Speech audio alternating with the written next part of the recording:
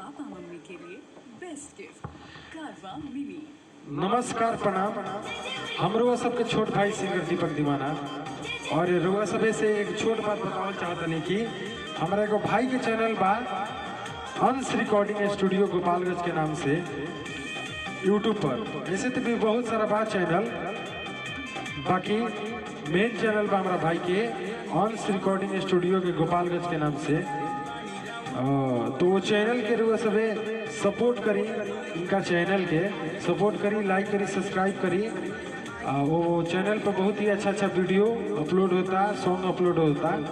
वो चैनल के आगे बढ़ाई, जैसे हमारा पर दुलार प्यार बनीले बनी, उससे हमारा भाई के चैनल पर दुलार प्यार बनाई, हमारा भाई के आशीर्वाद प्यार बनाई और हमारा भाई के चैनल के आगे बढ़ाई। ठीक बा।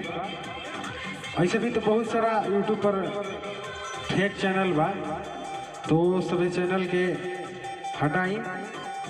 जैसे कि वो सभी जान ले कि आदित्य म्यूजिक से हमारे गाना आवेला, तो वो तो अबे करेला। हमार भी चैनल बा गाना दीपक दीवाना के नाम से, गाना दीपक दीवाना के नाम से।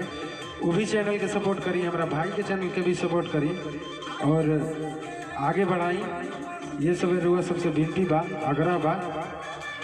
और कोनो भी प्रकार के प्रचार प्रसार बनावे की चाहता नहीं, तो हमारा भाई के चैनल से सपोर्ट करी। हमारा भाई के चैनल के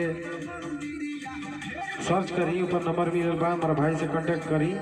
चाहे आदित्य म्यूजिक से कांटेक्ट करी, चाहे हमारा अंश म्यूजिक से कांटेक्ट करी। रुआ सबे बढ़िया से बढ़िया प्रचार मिली रुआ सबे के।